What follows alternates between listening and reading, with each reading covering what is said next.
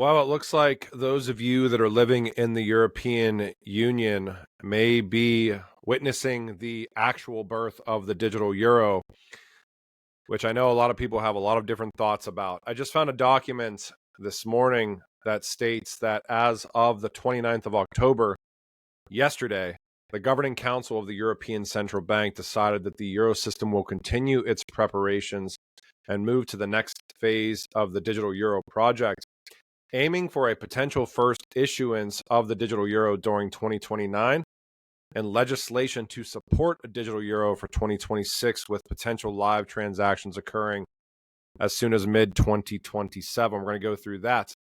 Also, Ripple and the new Evernorth XRP Treasury, kind of a little bit of a merger, and we see the ticker symbol XRPN now live on the NASDAQ, which is pretty huge.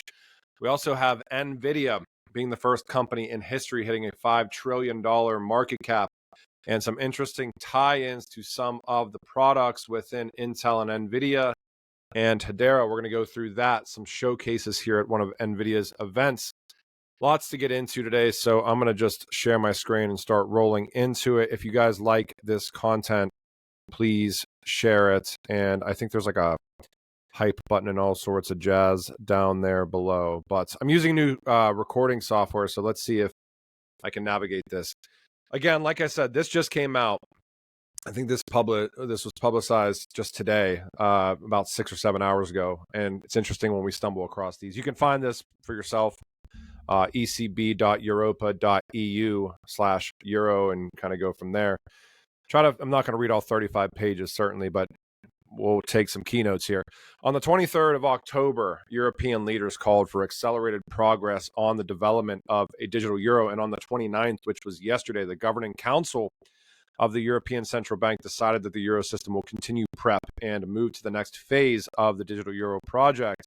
In this phase, the euro system will build the necessary technical capacity ahead of a possible decision to issue while maintaining flexibility and alignment with the legislative process. The European Central Bank aims to be ready for a potential first issuance of the digital euro during 2029. That's 4 years away, ladies and gentlemen. That is not too far off. This is based on the working assumption that European co-legislators will adopt the regulation on the establishment of the digital euro in the course of 2026 or next year, and pilot exercises for initial transactions could take place earlier than 2029, potentially starting as soon as mid-2027. If you're living in the European Union, you should be paying attention to what is occurring, because it looks like if it walks like a duck, quacks like a duck, it's more than likely a duck. The EU looks to be rapidly deploying a digital euro. Ripple's Trust Bank review nears finish, boosting XRP sentiment. I always love the crypto stuff here. But essentially what we've got here is a 120-day review period set to ramp down today. So we should get some sort of information as far as, this Office of the Comptroller of the Currency National Trust Bank thing that I know that, like I told you guys before, I did some deep dives into the Office of the Comptroller of the Currency way back in 2020 in the special purpose fintech charter, essentially making some of these fintechs banks in the United States, even as like non-depository institutions. But Ripple, and I've seen more than just Ripple and crypto attempt to go this kind of banking route now, but it looks like we may get some sort of clarity at some point today. So you will know if you're on social media if that stuff gets across the line, because every single person will essentially be talking about it for obvious reasons. All right, I want to highlight this real quick because we're going to go over some more of this here during this podcast, but I really think we need to start paying attention as a society as far as what's going on with artificial intelligence. We live in a very attention-driven economy, and I mean, anybody that is on social media over the past couple of months probably can attest to the fact that when you're doom scrolling or scrolling through social media at 4 or 5 in the morning, 10 o'clock at night, you're seeing a lot of AI-generated content. It's becoming increasingly more difficult to tell what's real and what's fake, let alone the fact that a lot of these, government entities, which is shared in here, and some of these enterprise entities are already leveraging AI but have zero clue or zero care potentially for what's going into these models, these large language models that are then spitting out information. So this is like a 45 or it's like a 55-minute long podcast. You have Joao from Constellation Network. You have Patches from Hashgraph, the Hedera ecosystem. You have Phil from Hashpack, which obviously Hashpack, Hedera's biggest wallet. And I know for a fact after, talking to Patches, and I've known Patches for like 4 or 5 years at this point in time, he deals with tokenization and consensus within Hashgraph, but his kind of seminal passion is what, we have to get artificial intelligence at mass scale. We still have to be able to protect human beings' privacy. We still have to be able to protect authenticity and what is actually real, what is actually true. So definitely an interesting podcast to watch. I certainly recommend watching that one. We're going to get into some more AI stuff with Nvidia here in a second, but just briefly, I've talked about this before. Hedera participated in Bank of England and Bank for International Settlement Innovations Hub Distributed Ledger Technology Innovation Challenge. This is recently. This is in October of 2025. You guys can read through this. I'm not going to speculate too much on this. We see a lot of these trials, but it is cool to see Hedera in the mix alongside the Bank of England and Bank for International Settlements. We already know that there's been some stuff going on with in Australia with some of these entities as well from the banking standpoint, and Hedera along with some of the others that we've seen with stablecoin pilots. But again, I know a lot of people make a lot of stuff out of these trials. I think it's cool to see Hedera there and the challenges, but I don't want to look too deeply into it. I'll briefly mention XTC network highlights here before we move forward. And for full disclosure, Genfinity has a media relationship within the XTC ecosystem with the XTC Foundation. But again, I'll preface it with this. It is always interesting to see just how many ecosystem updates and milestones come through on a monthly basis, from liquidity programs to native USDC, which I think there's only maybe 15 or 16 blockchains that have native USDC, to the acquisition. Probably the most interesting thing that happened within the XTC ecosystem over the course of October was the acquisition of Contour, which is the global trade finance platform that previously supported HSBC, Citigroup, and Standard Chartered. So don't sleep on what's going on within the trade finance industry and blockchain, because crypto and blockchain obviously reach out and touch every single industry at some point in time in some way, shape, or form. Evernorth XRP posting this just a few hours ago. Big news. Evernorth has signed a business combination agreement with Armada Acquisition Corp, which is now trading on the NASDAQ under the ticker XRPN. I'm pretty sure I have that up here. If you guys want to look on Yahoo Finance at the ticker. But here's the full press release. Essentially, this ticker symbol change just happened. Representing a key milestone in the company's strategic transformation, this change underscores the company's evolution into the world's leading institutional XRP digital asset treasury company.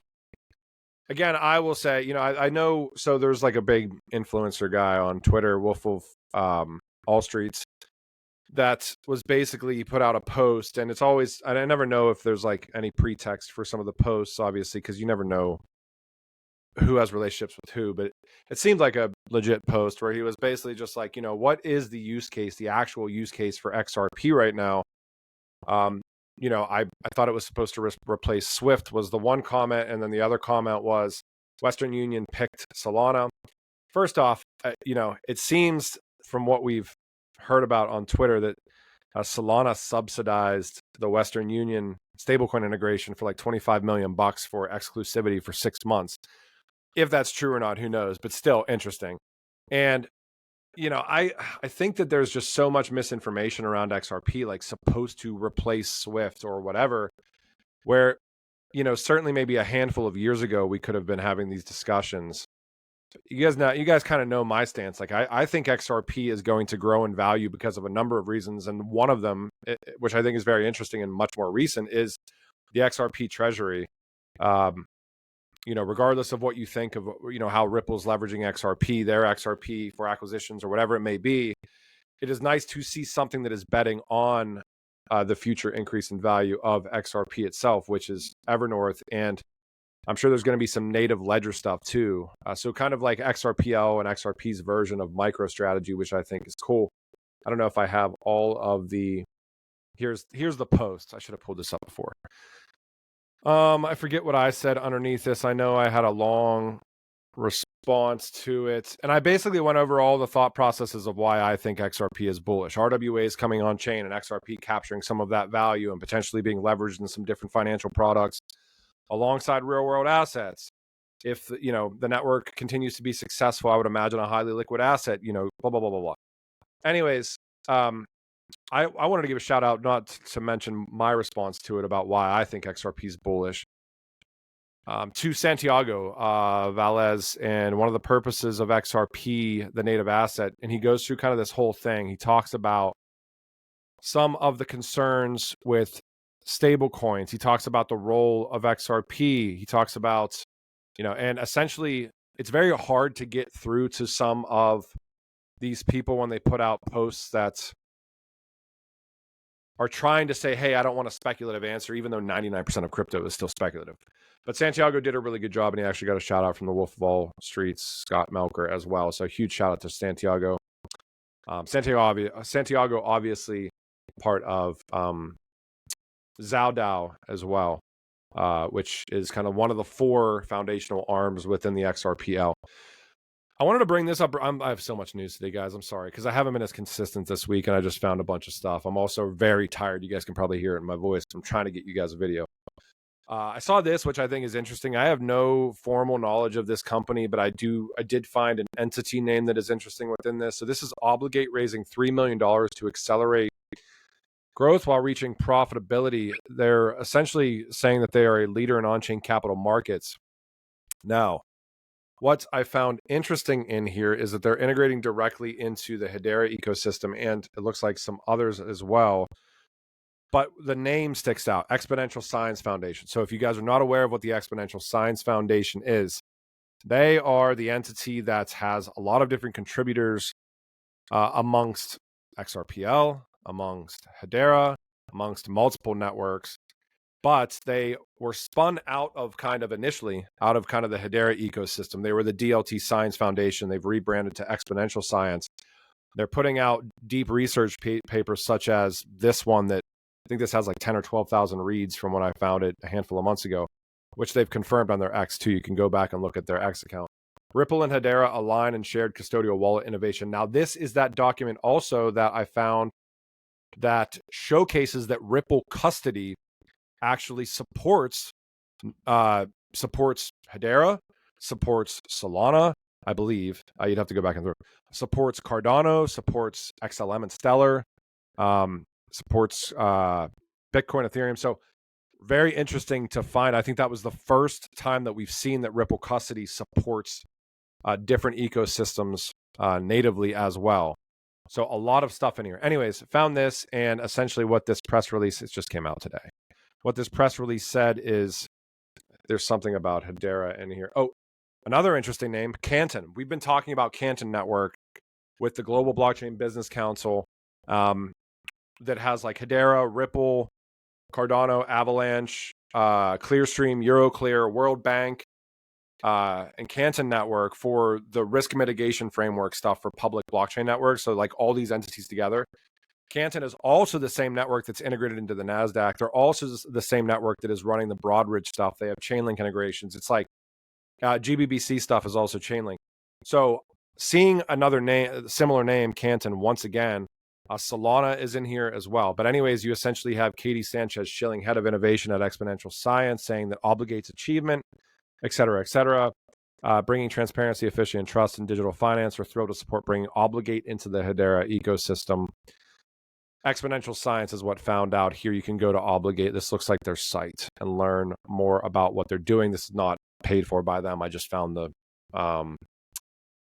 this press release, and I like tying stuff together. You go to genfinity.io, even though I accidentally just clicked the X button, and look at that HBAR/XRP shared custodial wallet.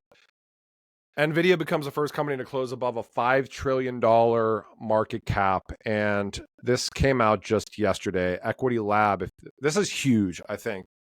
and I'm not saying that HBAR is being used, but I'm saying leveraging the tech, and Hedera Consensus Service is directly integrated into some Intel and Nvidia stuff at this point in time, which you'll see. But Equity Lab launches verifiable governance and sovereignty for public sector agentic systems on Hedera. This is ties in Accenture. You guys should know who Accenture is and how big of a deal Accenture is.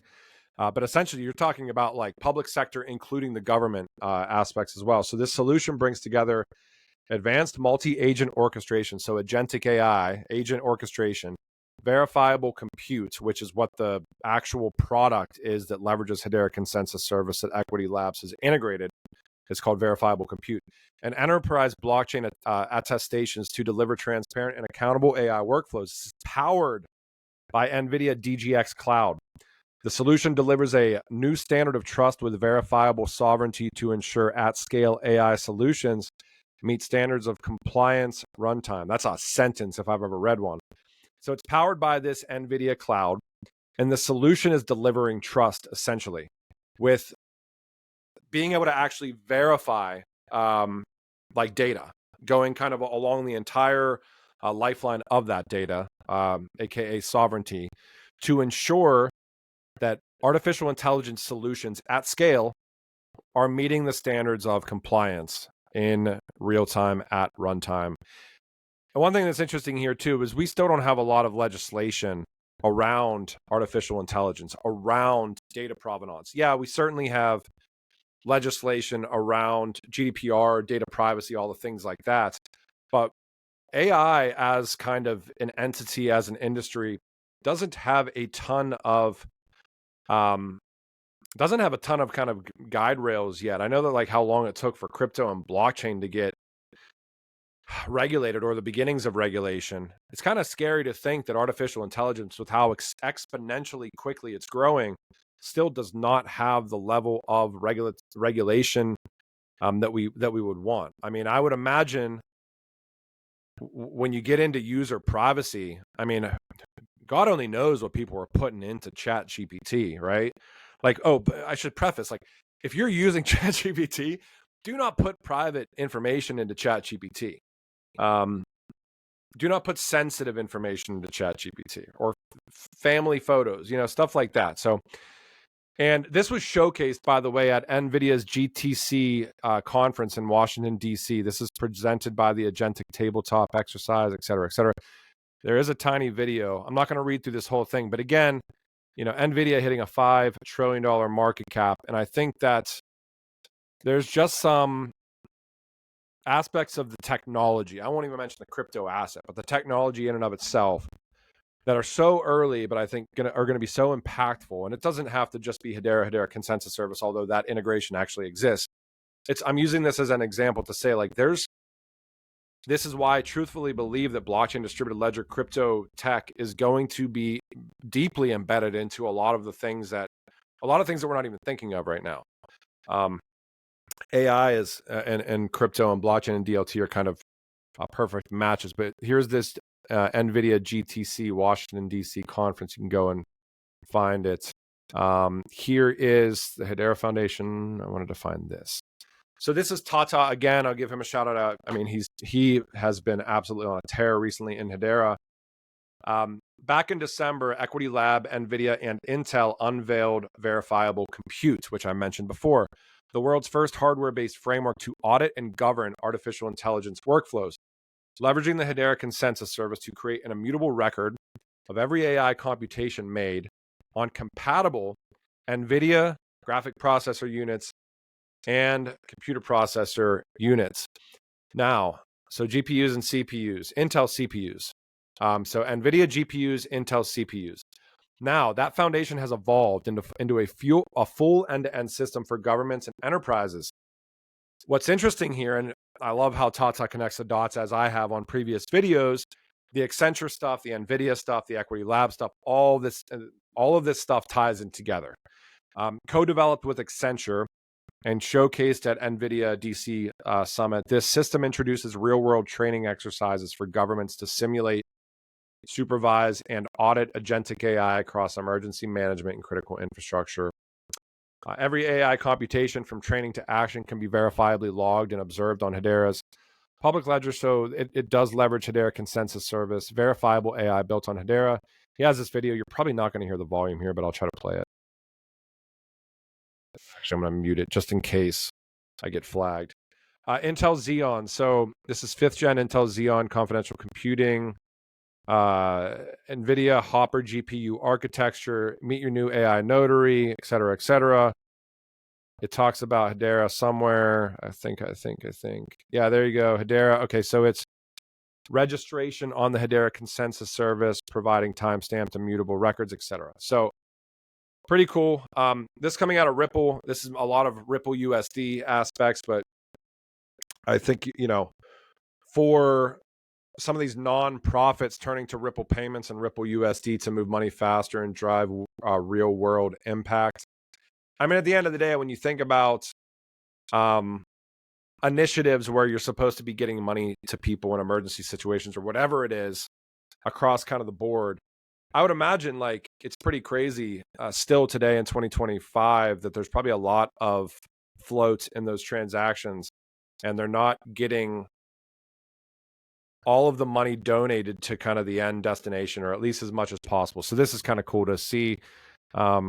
And Ripple USD and more stablecoin adoption there. Found a document from Bank of America that states crypto goes steady, and it's a stablecoins report. Now I will mention to you guys to go back and read what Santiago. There's a portion in here where Santiago talks about stablecoins. Read that. I know I basically, my statement many times is that I do believe that stablecoins are, it's a crappy phraseology, but like the killer app for adoption. I know they're not an app, but I think that they are going to onboard more people probably than most other things in crypto have done. Stablecoins, just because people will be much more easily ready to adopt something that they consider to be stable, and then they can move into, crypto and everything else. It's like one less door to go through, right? But Santiago does a really good job at delving into the risks of stable coins. And again, I mean, he's right. I mean, when you think about like long term, what stable coins essentially are, and I've brought this up before even on here, but it's still like, I wonder how long or how far in the future this actually kicks in. It's like, I still don't think, and this is my personal thought process, that like stable coins don't fix the lack of fiscal like responsibility. I actually think like they have the potential to accelerate doing things incorrectly, which is kind of scary. Now, how long that takes for the kind of the bow to break, who knows? But we've seen some of the risks with some of the stablecoin stuff over the past handful of years if you've been in crypto. So read Santiago's post. He probably phrases it better than almost anybody would. I found this document as well, Australian Government Architecture, Domain and Capability Model. I think, and there's not a ton in here. I just wanted to flag, they're obviously, this is their capability of the architecture groups, government, digital, and ICT capabilities into an integrated set of domains. And they're literally talking about blockchain, which I found interesting. So not, too much, but enough there. And yeah, I think that's it. Oh, okay. So the Canary HBAR ETF, we obviously know that there was the Solana ETF, the BSOL, I think is a ticker for that, and the Litecoin, I think it's LTCC. But essentially, this is just maybe within a couple of days. But the HBAR ETF now holds over 172 million HBAR, approximately $34 million. That's up 34x since launch a couple of days ago. And I don't know if there's anything else here. Honestly, if you don't follow Tata and Hedera, I definitely recommend doing that. I didn't even give a shout out during this video. I didn't even give a shout out during this video to, I mean, we know within the EU and the European Central Bank that Quant is on the short list of, I think, participants. That doesn't mean that, Quant, the digital asset, is, wow, depends on what they're using, I guess, because we've seen, what was it, Overledger Fusion just over the past handful of months, I think, has to leverage quant to digital asset. But I don't know exactly what the architecture is for quant. But I know quant as a technology company essentially made the short list for, I believe, the European Central Bank's digital euro stuff, European Union stuff. So forgot to give a shout out there. But yeah, just so much news. I'll try to stay updated. I really do think that like these discussions around artificial intelligence, what that means potentially for privacy, what that means for, again, I said it at the beginning, and it's the way that I kind of phrased the tweet coming out of Genfinity too. And I think that truth already is one of the world's scarcest kind of assets. And I think that it's only going to become more of a scarce asset in the future with all the stuff we see with deep fakes and everything. It's in alignment with what I think about. Like, I actually did an interview with Tata Communications, which is not out yet because I think we have to re-record it a couple of days ago. Tata Communications, obviously one of the biggest kind of telecom / digital communications companies out there.